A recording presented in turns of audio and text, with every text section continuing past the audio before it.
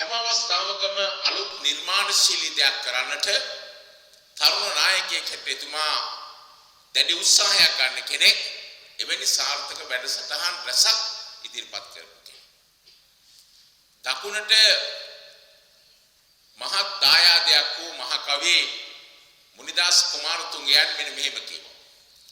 අලුත් නොතනන ජාතිය මගලගී හිඟා කෑම බැරි උතැන ලගී ගයක් මරගී.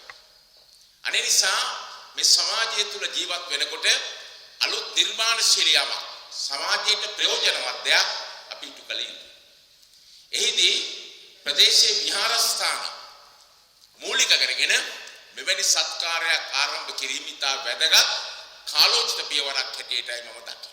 අහස උසට ලොකු බලාපොරොත්තුවක් ගොඩනැගුණා ඒ තරුණයා සමන්ත වැලිගමගේ කියන තරුණයාගේ ශරීරය තුල රත් වෙච්ච ලේ ගමන් කරන වෙලාවේ තාරුණ්‍යයේ ප්‍රතිමූර්තිය වෙච්ච ඔහුගේ දැස්වල තිබිච්ච එළිය මම බලාගෙන හිටියා. ඒ අදිෂ්ඨානය කොච්චරද කියලා මම බලාගෙන හිටියා.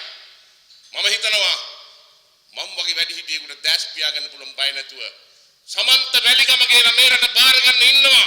ඒ නිසා මට මැරෙන්න පුළුවන් මට ඇස් දෙක පියාගන්න පුළුවන් බය නැතුව කියලා මට ලොකු සංසිමක් ඇති වුණා. අපි මැරෙන්න ඕන මේ රටේ අලුත් પરම්පරාවක් හදලා අහස උසට බුද්ධිය තියෙන අලුත් પરම්පරාවක් මේ රටේ ඇති කරන්න ඕන. සමන්ත වැලිගමගේ සභාපතිතුමාට මම මතක් කරපුවා සාකච්ඡා කරද්දී අපි එක දවසක් බඩගින්න ඉඳලා අරමුදලක් හදුවා. ඒ නිසා මම මහා සංඝරත්නයෙන් ඊටම යටහත් දෙපාණෙම දෙයිනවා මේ තරුණව රැකගමු.